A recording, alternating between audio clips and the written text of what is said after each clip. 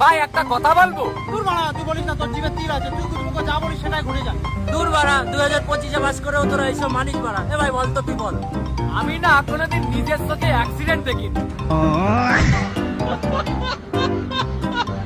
আরে দাদা, তোমরা ওখানে কি করছো? কিছু না দাদা, ওই ভালো লাগছিল না তাই একটু শুয়ে আছি। ও তাহলে শুয়ে থাকো।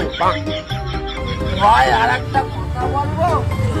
ভাই একটা কথা বলবো। চুপ শুয়ে আচ্ছা, চুপ, তুই আর একটা কথা বলবি না। অ্যাক্সিডেন্টটা তোর জন্য হয়েছে। আমি ভাই তোকে বারবার বলেছিলাম ওর জিভে তীর আছে, ও যা বলে তাই হয়। আরে ভাই, তোরা এইসব অন্ধবিশ্বাস এখনো করিস? আরে ভুলটা আমারই ছিল, তোদের সঙ্গে কথা বলতে বলতে ওই সামনে দেখতে পাইনি, তাই এই হয়েছে। আরে বলতো ভাই, তুই বল। ভাই আমাদের ভাগ্যটা কত ভালো বলতো, এই যে আমাদের অ্যাক্সিডেন্ট হলো তারপরেও আমরা বেঁচে গেছি। মরে গেলে কি হতো বলতো?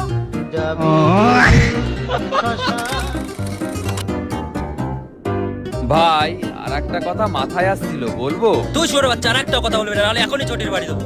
কেন? তুই তো সব কথা বিশ্বাস করিস না। 2025 বোঝো খেলা। ভাই তুই ওকে কিছু বলতে দিবি না, এখনো বলে দিচ্ছি তোকে। আরে মরেই তো গেছি, এর থেকে আর বাজে কি হবে? এ ভাই তুই বল, তুই বল।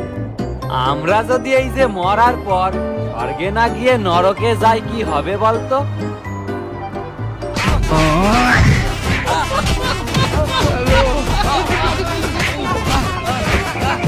ভাই একটা কথা বলবো। চুপ কর ছেলে।